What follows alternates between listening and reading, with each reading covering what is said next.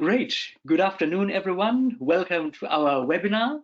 My name is Gunnar Herzig. I'm the Managing Director of the World Forum Offshore Wind, and it's my great pleasure to welcome all of you to today's webinar on offshore wind installation challenges.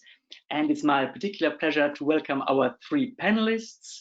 We have Mente Baak, Global Sales and Marketing Manager at Cranemaster, Yvan Leyni, Floating Wind Solutions Director at Maersk Supply Service, and Carl Heiremans, Senior Business Development Manager at Jan de Nul.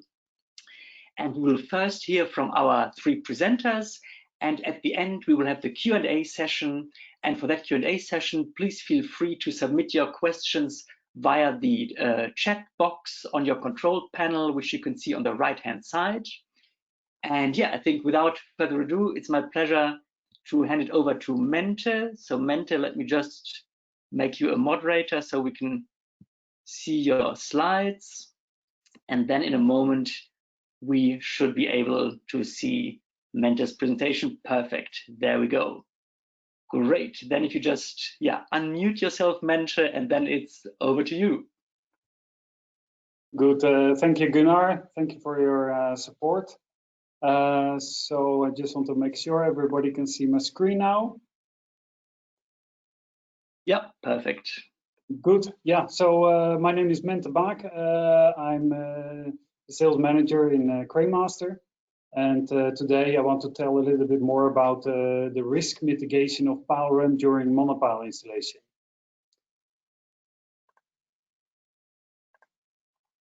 So next slide. So for pile run, there are different names. People call it drop fall, pile fall, fall through, whatever.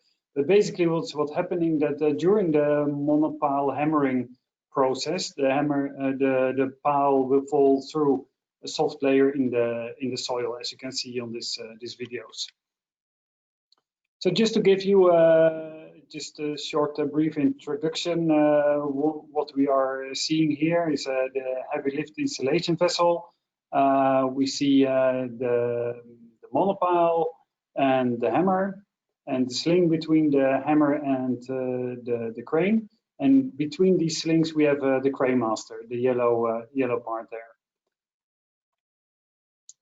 And an important fact to note is that there is a slack sling between the crane and the hammer, and this is done because otherwise vibrations of the hammer will go back into the crane and as such damage the crane.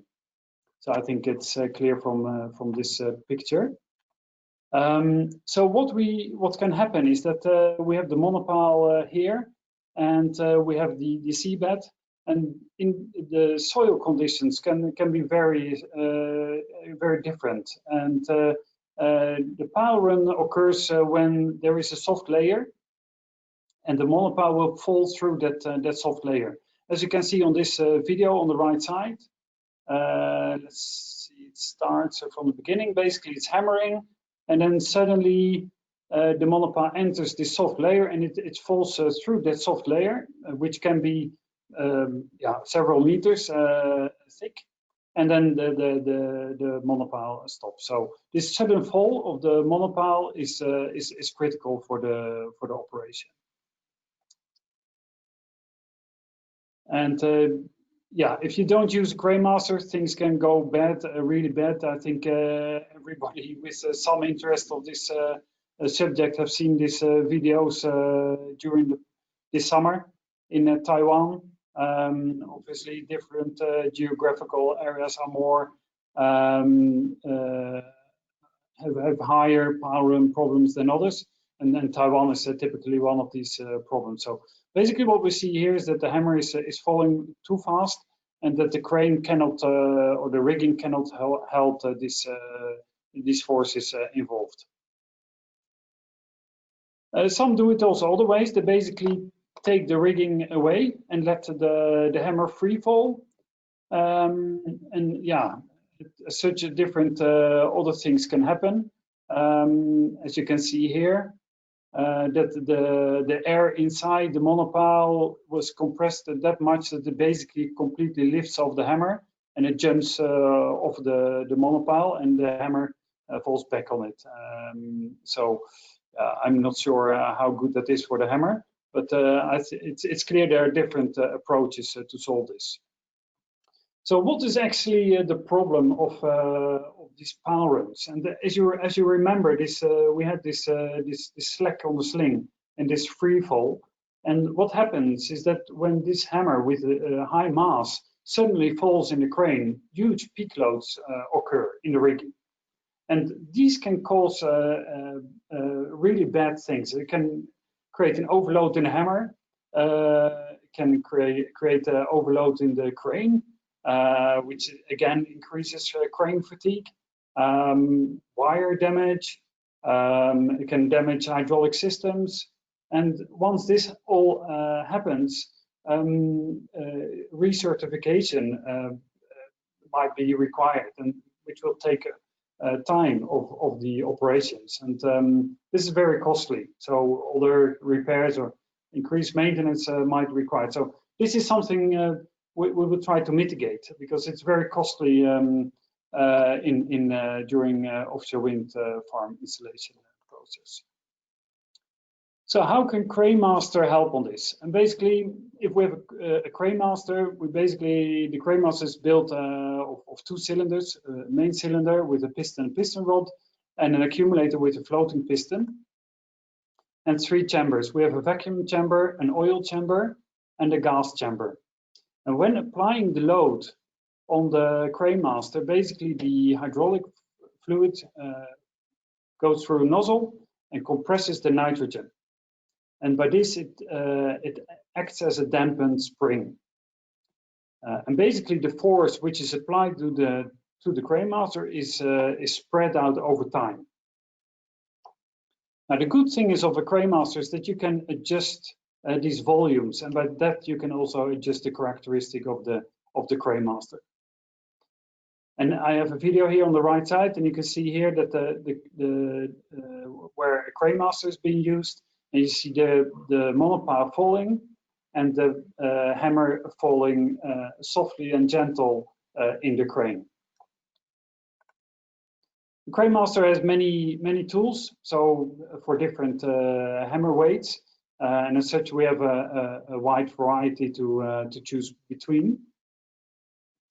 And we have done OrcaFlex analysis, and here we can also prove and see the benefit of the Cranemaster and the peak loads being reduced. So if we, for example, say that the maximum crane capacity is 1,600 ton, which is already quite large today, and the hammer has a weight of 885 ton, that's also large, but I mean, we're looking to the future, so it's important to be prepared. And basically what we see is when using the Cranemaster, you will see that all these peaks will be removed, and the load of on the crane will be below the maximum capacity of the crane. So this is a great mitigation of this problem, and we are happy to support the market on this more. I just want to give you some quick facts. Is that Cranemaster was the inventor of this technology, and we are now the global market leader of these shock absorbers. Next to shock absorbers, we do also passive heave compensators. We have the world's largest rental fleet and a track record of 1,000 offshore heavy lifts, and also a significant solid track record in offshore wind.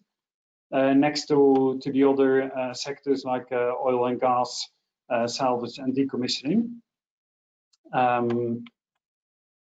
So within the offshore wind, we also provide solutions for splash-on crossing of suction bucket foundations. We provide solutions during TP installation, subsea landing of piling templates. So there are various things we provide the market with. So just to wrap up, Cranemaster helps to reduce your installation cost prevents the peak load in Ukraine and provides you an increased weather window, and also increases your safety. And by this, we can support you in securing the progress of your project. So this was my presentation. Thank you very much for listening.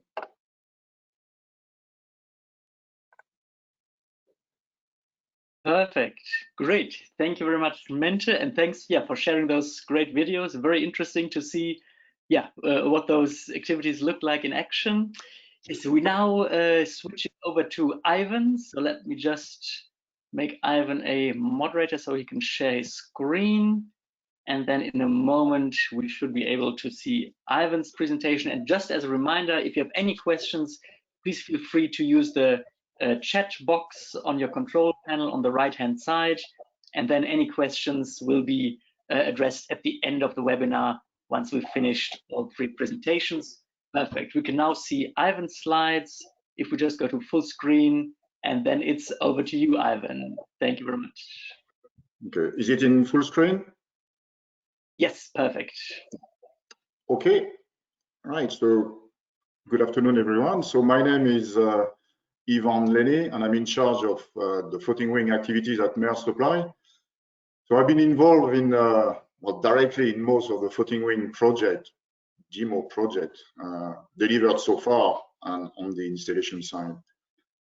So the floating wing is included in the Maersk Supply strategy, and it's one of its key elements now. So I believe we have a lot to bring. We can contribute significantly to the development of this industry, and our added value is not only coming from our offshore or marine capabilities, because we've got one of the largest track record in tow and mooring projects over the last years, but it's also the logistics, the harbors, the infrastructure that the group operates, manages, owns sometimes across the world. So today, I'm going to talk about the offshore installation of floating wind turbine, but in commercial configuration and not from a technical point of view. And also what can be done to contribute to cost optimization in order to achieve the LCOE reduction target, which, as we know, is the main challenge for the future of our industry. So I'm going to launch the presentation.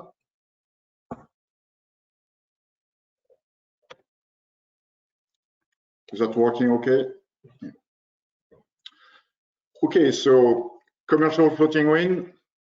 As we know, there's no commercial wind farm installed so far, so we are still at the very early stage of this industry, so still at demonstration project, pilot project. And I'm going to start with my first key point, which is a demo project doesn't demonstrate the commercial effect of the farm. The demo project, well, the main aim is technical operational, so it's more to validate the concept or the design of your foundation, and also I would say the performance of your floater with a turbine in operation. From an installation perspective, and as I said, from having been involved in most of the projects, so because it's demo project and it's a cost issue, it's a budget issue, so we tend to try to optimize the installation part. So it's generally a single campaign, so we try to have the minimal marine spread and try to do everything in one campaign. It's not going to be the case in commercial wind farm, because we will have marine spread fully dedicated to each task. So we'll have marine spread or marine spreads for the mooring prelay. We have a set of marine spread for the tow and hookup, same for cable installation. So what is the main impact when moving to commercial projects? Yeah, obviously the number of wind turbine, but I would say it's very limited impact, especially on the marine assets. At the end of the day, it's not going to change the methodology. The way you're going to do your hookup is going to be the same. The way you're going to install your mooring system is going to be the same. So the impact is more on the quantity. Yeah, there will be more marine assets. Duration will be increased. But for me, the most important point is the series. Demonstration project is so sequential, and it's not only the installation. It's you take the phases up front, let's say from the fabrication of the floaters. So you fabricate your floater, and then you install your wind turbine, and then you go through all the phases of installation. It's all sequential, and that's the end of the project. But in a commercial farm, it has to be repeated. So it's a serial production. So we are clearly in a manufacturing process. And if I dive into the manufacturing process and come back to this objective of reducing the cost, I would say that what we tend to see today, and it's great, so we're trying to understand how we can optimize, for instance, all the fabrication phase. So in series, because you've got a lot of units to fabricate. So I'm just using an example here. I'm taking a wind farm of 1.5 gigawatts and 100 units. So yeah, so it's another point. It's I'm using a 15 megawatt wind turbine today. The demonstration project is based on 8, 10 megawatt wind turbine. But that's not going to be the case in a wind farm. We're going to move to 12, 15, 18 megawatt wind turbine. Well, let's say for the sake of the exercise, 100 wind turbines. So the fabrication of this wind turbine, so will take probably a couple of years. Then the integration of the turbine onshore or import, maybe a year, and then all the offshore installation. So we're going to look at how we're going to optimize the installation. So that's very important. But is that realistic? Is it a viable model? Because there one important factor in the floating wind is the foundation cost. Let's say today it's about 25% of the capex. So you can't have, and it's a working capital issue, you can't spend 25% like during 2 years and still wait 2-3 years before you reach COD or starting production. One point that I put in red in my little bubble, it's storage, and I would say from an installation contractor point of view, that would be great, having all this wind turbine ready to install, 100 wind turbine. But wind turbine is, let's say, 100 meters wide. So 100, you're talking about 10 kilometers. That's not a realistic model. So it's not just sequential, group of phase. It doesn't work like that. And I've been trying to see if there is any other model that we can use to compare or to get some inspiration. I use the closed one. So first of all, the oil and gas. So I'm sure you would agree that oil and gas is not really manufacturing process. Yeah, maybe some phases, pipeline, etc. But it's all unique work scopes. Bottom fix, yeah, it's clearly manufacturing process. All the phases are obviously similar, but is it really similar when you get a bigger picture? And there is one fundamental difference between the bottom fix and the floating wind. If I take in the bottom fix, I've got my colleagues here from the bottom fix as one production cycle. So I'm just taking the big phase. So start with the fabrication of foundation, monopile, jacket, and then the next step it's the installation offshore. And then after, it's the turbine installation offshore with big marine assets. Floating wind, and that's the big difference, the last two phases, it's the other way around. It still starts with the fabrication of the floater with the assembly. But then after, it's the turbine installation onshore or import, depending on the design. But for most of the design, that is the case. And then at the end, it's the installation offshore of the foundation with its wind turbine. So that's for one cycle, but when you repeat it, let's say 100 times using my previous example, and as I said before, I explained, you can't have everything in sequence. So what do we have? We have these three main phases of the development that are done in parallel, and because they are done in parallel, they're all linked to each other. In the ideal world, yeah, can we fabricate 100 floater at the same time? probably very difficult. So try to optimize your solution, your program. So we start with fabricating a floater, and as soon as a floater is fabricated, assembled, then I can start the turbine integration. And then when it's integrated, I can start the offshore installation. So that's the way I need to do it. So because all these phases are linked to each other, anything that has an impact on one phase will have an impact on the other phase. And if you look at the bottom fix, for instance, I take the last phase, the turbine installation. You can have a problem offshore during your turbine installation. It doesn't affect, in terms of production, the previous phase. You will still continue to fabricate your monopile and install the monopile. It doesn't affect, it's not affected by the problem you can have during your turbine installation. And that's not the case on the floating wind. And if I take a step back to the model I could use, I was thinking of probably a better model, the automotive or the car industry. Car industry, let's take the car body fabrication. So it's body fabrication, assembly. So that's one production lane. And at the same time, there is the engine fabrication and assembly. And then you put that together, so it's assembly of both and the final assembly. And then the shipping to the car dealers and the cars being stored, waiting for being sold.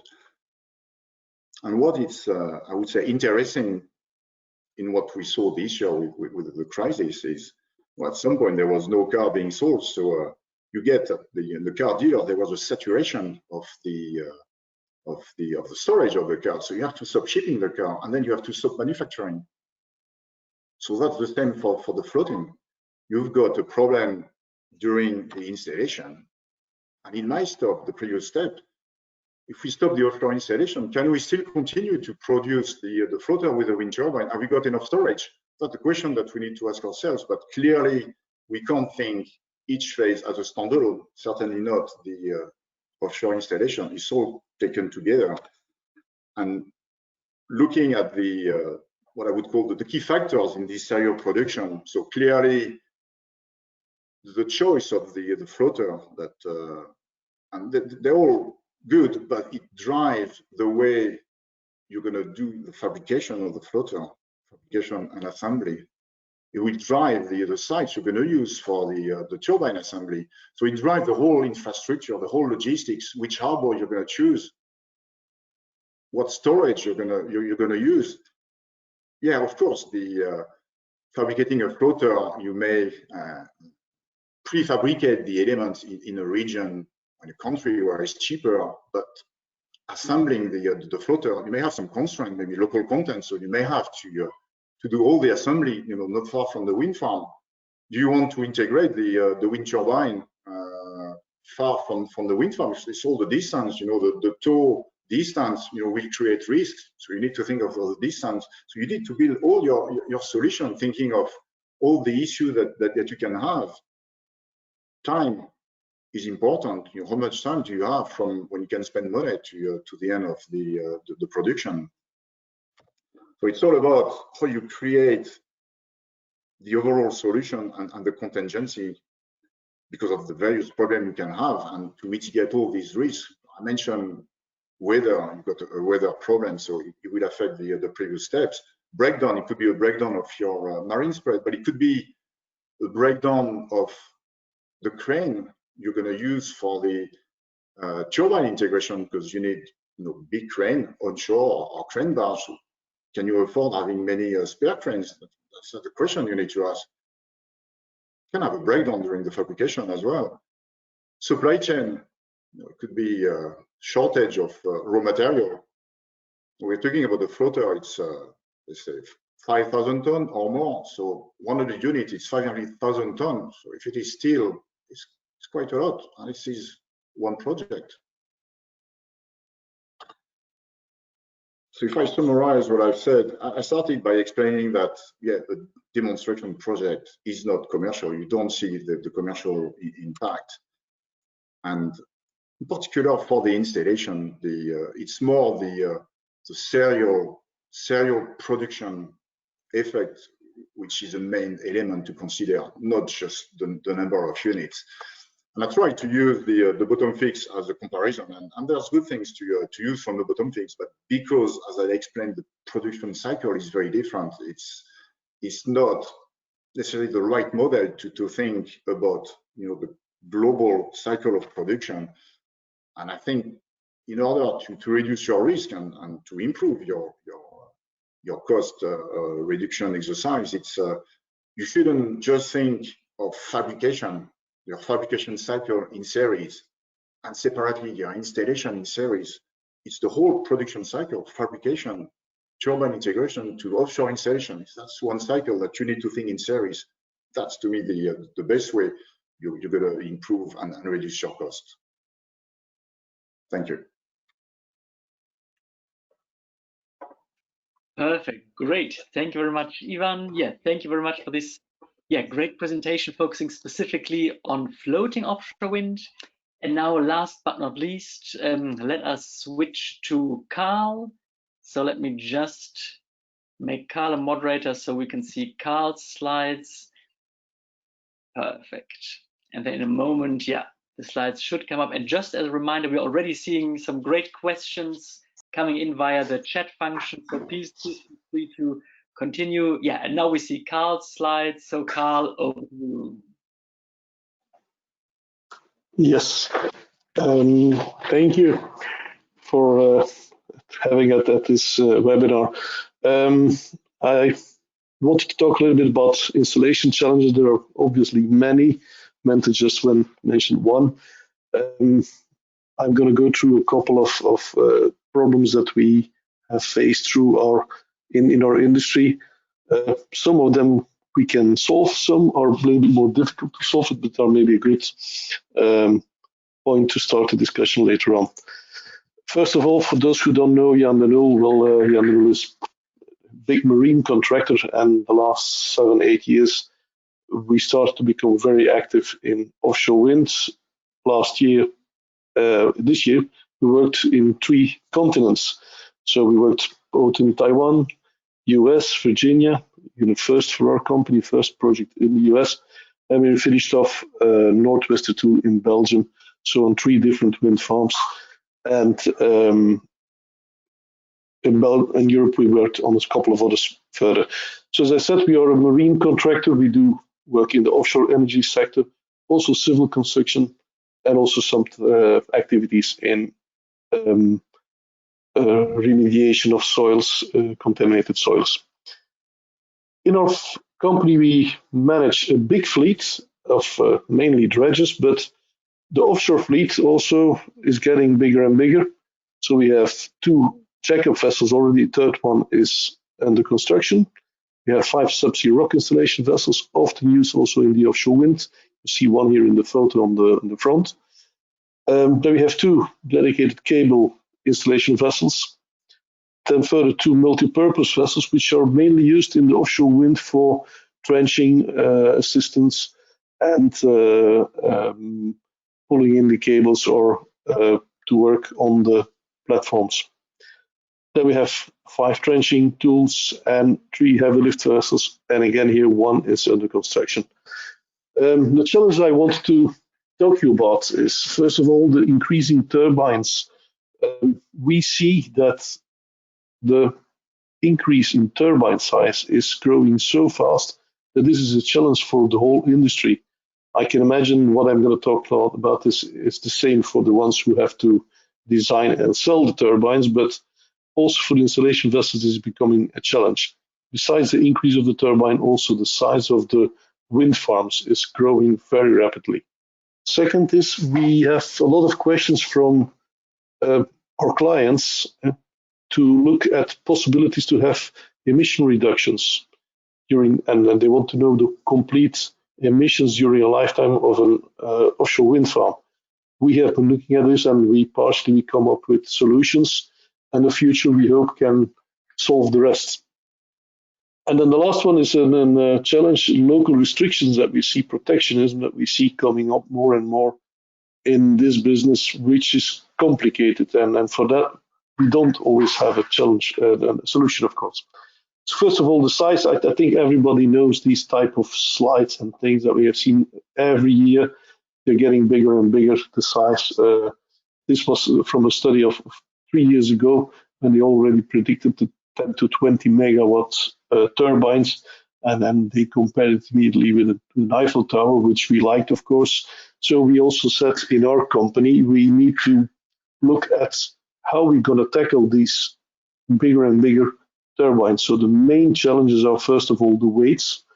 They're getting heavier, but the biggest challenge actually was to get them higher up, because as the blades are getting longer, nacelles go up, height is higher, so we need to go higher. And then the question is, how do we do this? And I mean with that, what are we going to build? Which kind of vessel, which weights, which height, which water depths? Well, and that's a big puzzle to look for.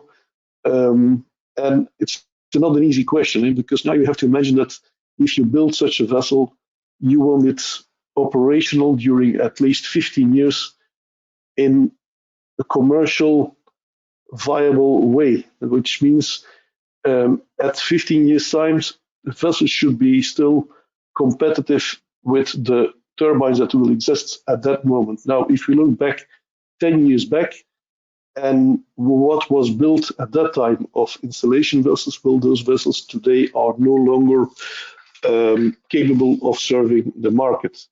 And that's something that we want to avoid. So we had to go for bigger, and we still believe that we're on the right track for that. So we ordered this in 2019. We first ordered, beginning of 2019, the Voltaire, which is a jack-up vessel. And if you compare with what is existing on the market, well, this is really a big step forward. 60 meters wide, 180 meters long. You could say, do you really need this? Well, it comes with the crane and the water depths that you choose. So once you have made those decisions, the vessel is getting bigger anyway. DP2 vessel, the crane capacity will be over 3,000 tons. Again, do we need this for the turbines? Not really, but we see that even this week we talked with somebody on foundations that are going to weigh like 2,800 tons, so maybe even the 3,000 tons is getting too small. Water depths, we're going to go slightly over 80 meters. Also there we looked at projects that were on the planning, and let's say when we ordered the vessels a year ago, nobody was questioning us about projects deeper than 50 meters. Today, we've got quite some demands on what can be done with this vessel at 60 meters, 70 meters water depth. And last but not least, maybe also so it's bigger in weight that we can carry. So we can take today with this vessel about 5 of the latest planned turbines, and I'm talking about the Siemens Gamesa 14 megawatt or 13 megawatt GE. And the vessel is already equipped with an exhaust system which is reducing emissions, which I will tackle a little bit later. Second vessel that we ordered, maybe first going back to the Voltaire. To our surprise, it took quite a long time, because we ordered this in the beginning of 2019. We expected the competition to order also similar things shortly after. We have seen some things for the Japanese market, but limited to the Japanese market.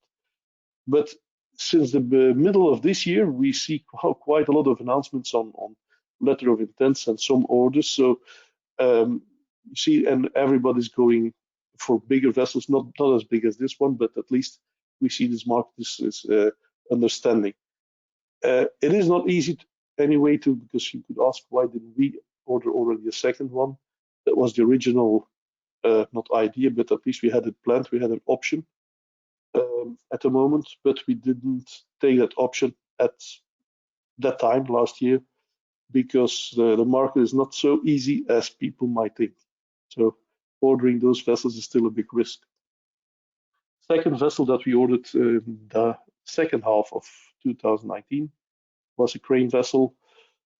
It's a technology that already, let's say, exists on we only made it again a little bit bigger and heavier, 5,000 tons crane with a built-in heave compensation. So at least in the vertical axis, it will have a compensation, which is quite unique.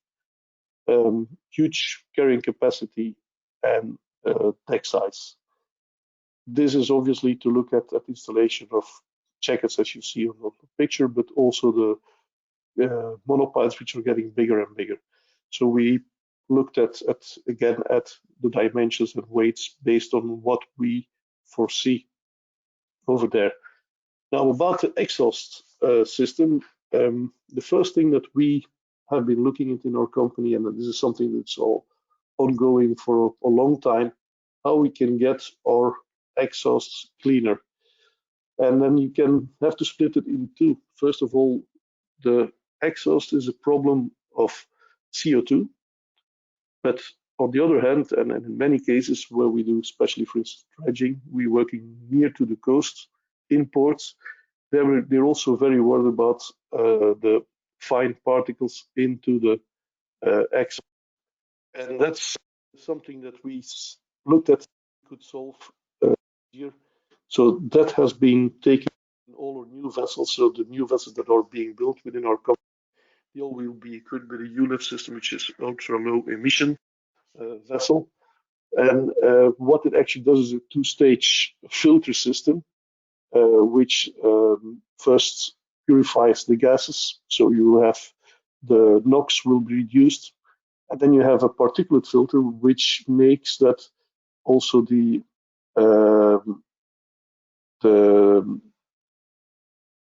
fine dust is taken out. Actually, this technology is not new. It has been used already in tunnels like in Switzerland.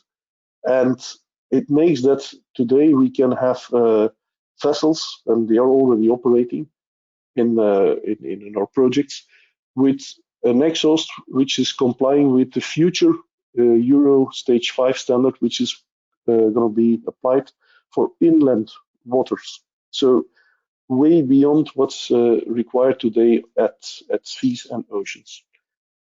The second part is the CO2, obviously, is not solved with these filters. And that's something that we are still looking at, because we have looked in the past at other options going for LNG, which we do not believe in. I think it's getting more and more clear that maybe the first real solution for cleaner exhausts will go through methanol, then maybe ammonia, and also some possibilities of carbon capture and storage on board, but which is still a long time away.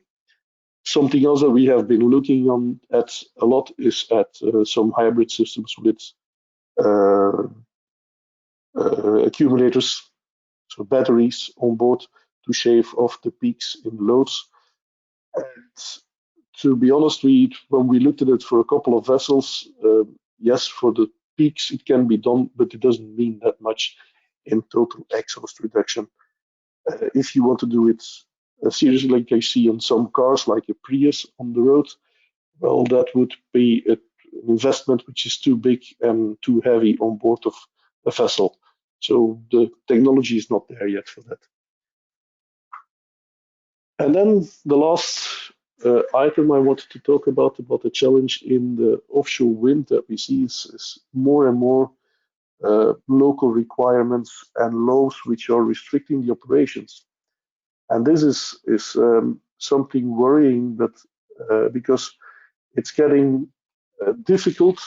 If you see the local requirements, some countries are trying to get. There is no local, let's say, industry ready to do this.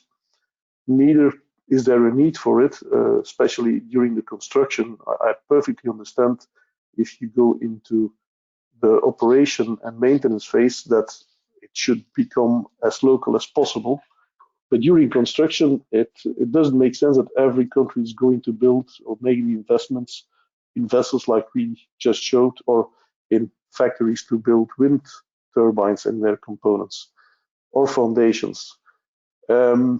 That's one thing that we see as getting to a worrying level at certain.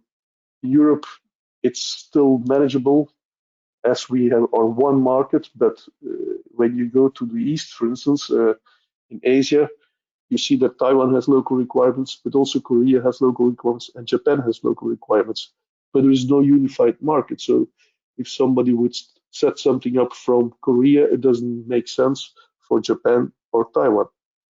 So that's something that we see as a problem, a challenge to work with as much as possible local subcontractors, but difficult to manage each time.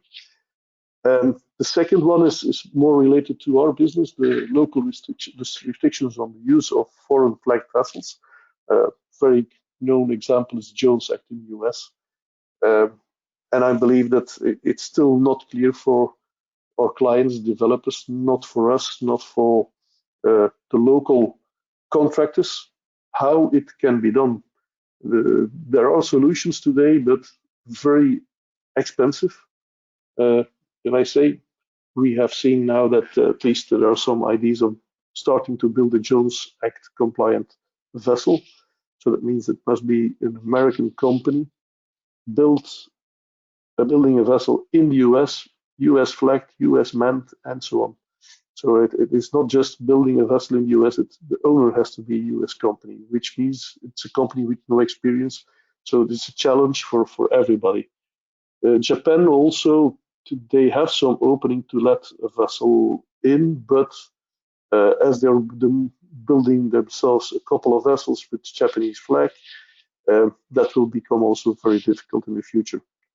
And then Taiwan has some other strange restrictions on Chinese-built vessels, which has a political reason, but it's quite complicating to do. Let's say we are building those 2 new vessels in China, and quite a lot of the vessels which are today on the market are built in China. So that's limiting also the possibilities for a country like Taiwan. And last but not least, several countries don't have local crew requirements. You can imagine operating those vessels, you need a very well specialized and trained crew. And if every country is going to require that you contract their people, it's not going to work. So trying to comply with this as much as possible, but it's not easy. At least that was from my side 3 challenges that we see. As I said, some we can solve. We are building new vessels to solve the size of the turbines and foundations that we see coming. We are already on our way with the exhausts challenges, and I believe we're going to go further with that as soon as the technology is available on the market. But the last challenge that I wanted to mention, the restrictions, that's a little bit more complicated for us. And that's it from my side. Perfect. Great. Excellent. Thank you very much, Carl. And yeah, great to have a look at the couple of vessels you have ordered. Great to see that. And yeah, so let's start with the questions. We've around about 15 minutes for questions, and we've already received quite a lot. So yeah, let's try to get as many in there as possible. Maybe the first question on floating wind to maybe Yvan and Carl. The question is, what role do you expect jack-ups to take in floating wind? Will they be a major part, as with bottom fixed, or will we move more to floating vessels for the installation and maintenance of floating turbines? Any view on the role of jack-ups in floating wind? Maybe Yvan first and then Carl? Well, I think if we're talking about jack-ups, it's I'm sure Carl will give the straight answer with the limitation. It's the floating wind. If you go to a certain depth, obviously you won't be able to use jack-ups. So until you get a jack-up that can go to deeper water, you will use jack-up, but that's not the immediate solution. Yes, you have seen 80 meters. That's it. That's the first limit for, let's say, maintenance. But there are maybe some jack-ups which can go a little bit deeper, but it's going to remain like 100 meters is a maximum. Don't forget also that the jack-up, yes, it will be a crane that it's standing still, but at that time your floater will be moving, so lifts will not be easy anyway. So operation and maintenance, I think I see rather the floaters going into a port to be serviced. On the other hand, we have received in recent times some requests to look at possibility to install the cranes on the floaters in the harbor, because obviously the floaters are big. You need a big distance from the coastline to reach the point where the turbine has to be installed. So, and to be honest, if it can be done during a downtime of the installation vessel, it might even be cheaper than finding the crane that you need. It's going to be a big crane that you need to install those turbines, especially in the smaller demo project of 3, 4, 5 turbines. It makes sense. Great, thank you. And the next question for Mente maybe. What happens if you encounter a layer of peat when piling and get an acceptable dynamic set? Do you continue piling to punch through it? So I guess very technical questions about, yeah, what happens when you encounter peat? Yeah, well, we are not in Cranemaster. We basically only solve the problem. We are not experts on the problem itself, so I really need to leave this to other companies. I think Carl, he might be better to answer on this one if he can. You might start to pray. No, but if what happens is for every position. We have a detailed soil study, so we know what to expect, and what you would do is exactly as Mente shows. For instance, the slack, have it very well under control, so don't leave too much if you're getting close to the. That's obviously the first solution.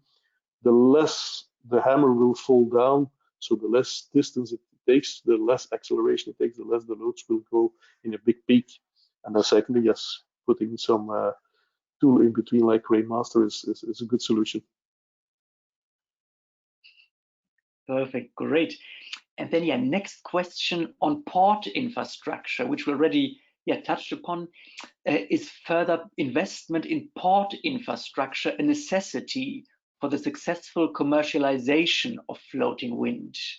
Maybe Carl, I think you already talked about ports, and then maybe, yeah, Yvan or Mente, if you have any additional comments. Yeah, not only for floating, I would say it's in general. If you look at the wind farms are getting bigger.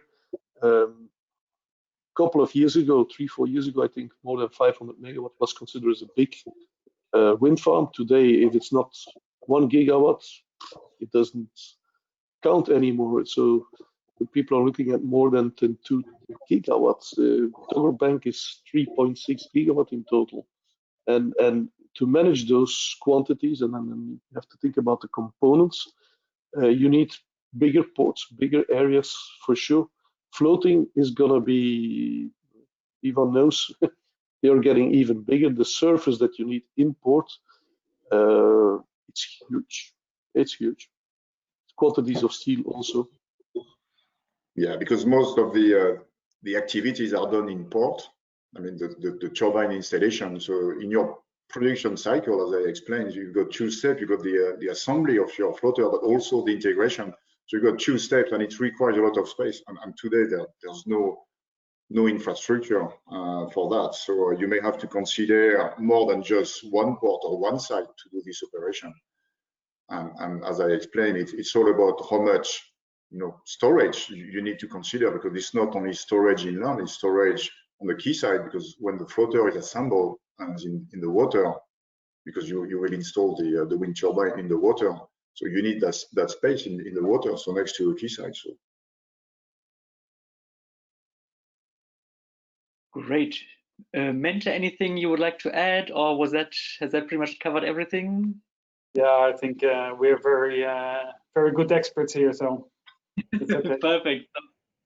Great. Yeah, and we do see quite a lot of questions on floating specifically. So another one on floating. do you see a risk in the towing of the pre-assembled turbines on the floater? Any views on that? Maybe Yvan, yeah, Carl, Mente, whoever would like to comment on towing the pre-assembled turbine on the floater? Yeah, well, the towing with the turbine pre-assembled is always a bigger risk.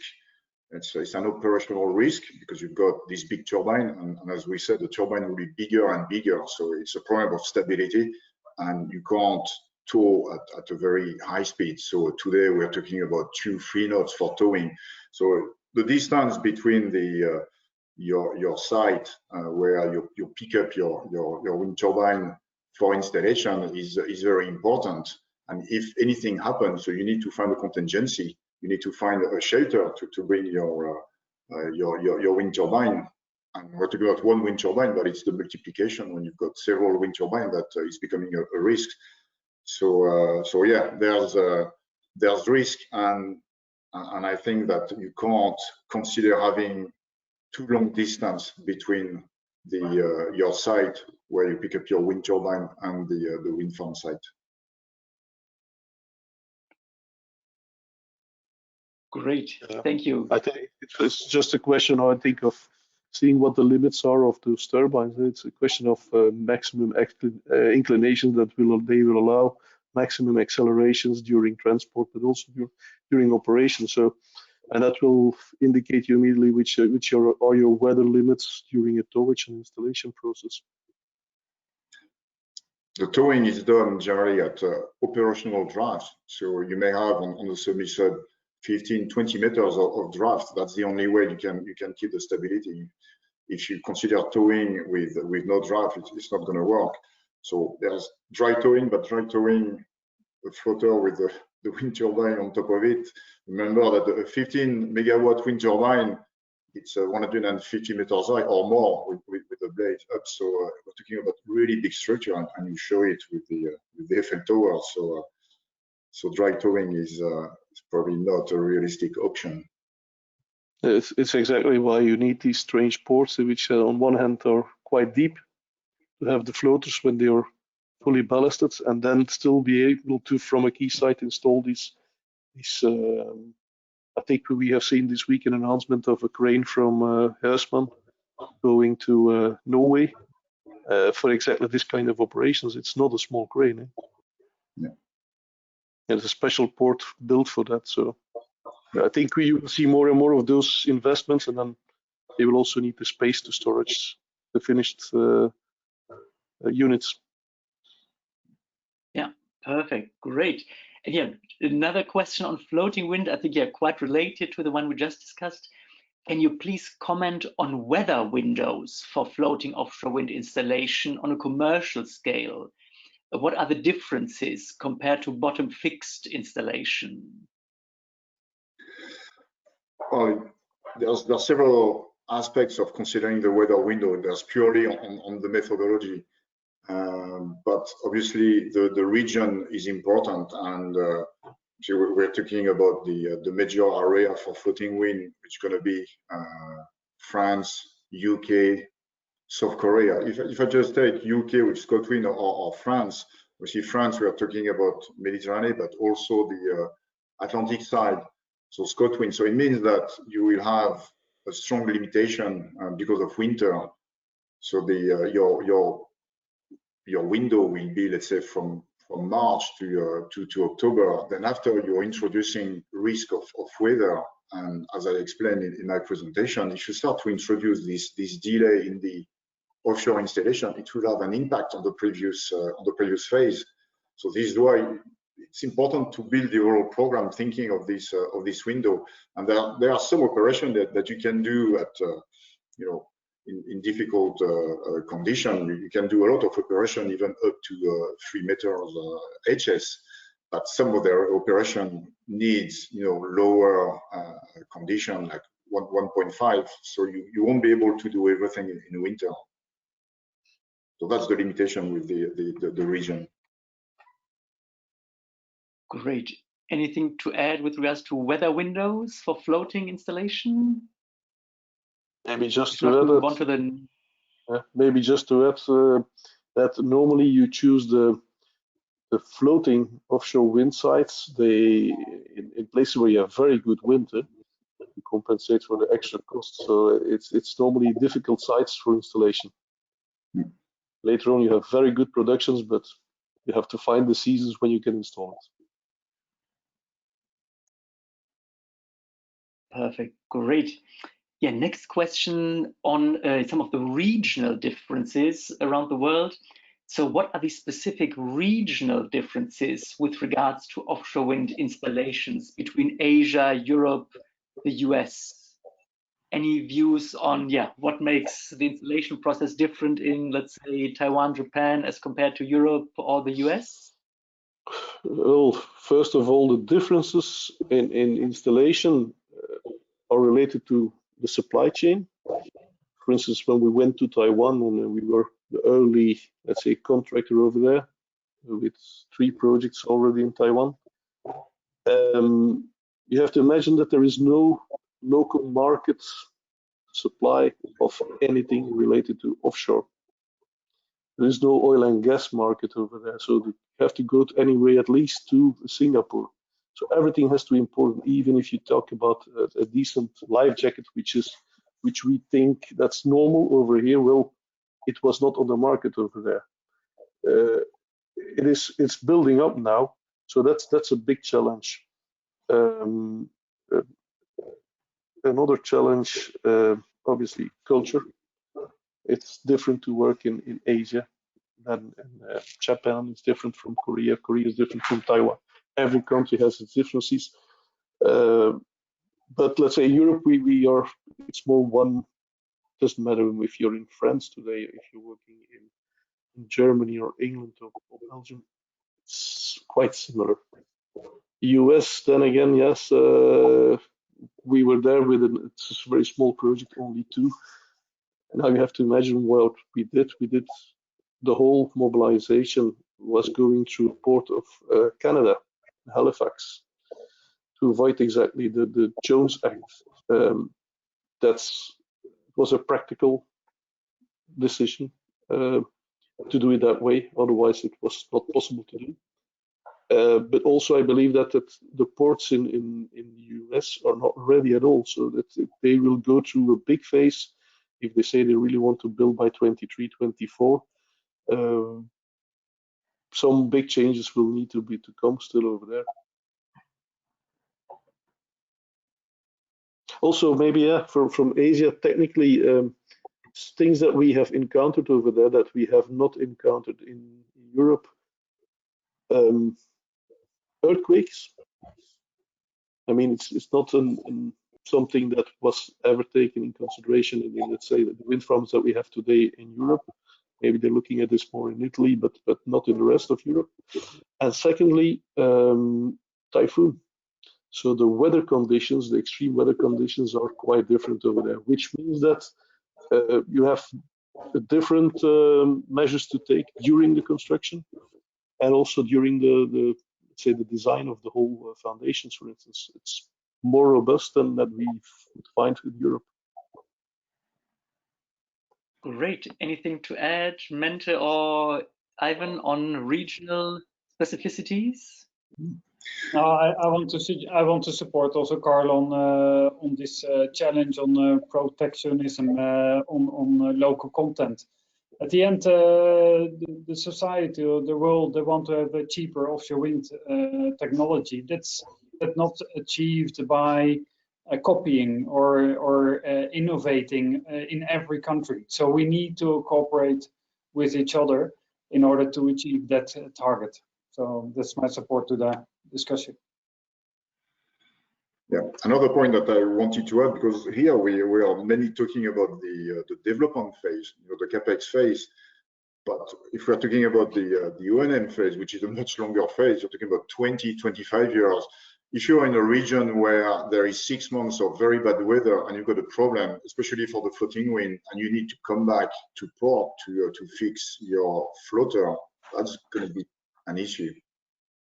So depending on the region and depending on the readiness of the infrastructure and the associated logistics to support this the whole phase of production. That's going to be also a key element to consider. Perfect. Excellent. Thank you very much. And I think, yeah, that already brings us to the end of this webinar. Unfortunately, I would have loved to continue the discussion. So thanks very much to our three panelists, Mente Baak, Yvan Leyni, and Carl Heiremans, and of course to all of you listening and joining the webinar. I hope you enjoyed it. And yeah, next month in November, we'll have another WFO webinar on some of the new markets that are coming up around the world. So thanks very much again to our panelists and to the audience, and have a great afternoon. Thank you very much. Bye-bye. Thank you. Bye-bye.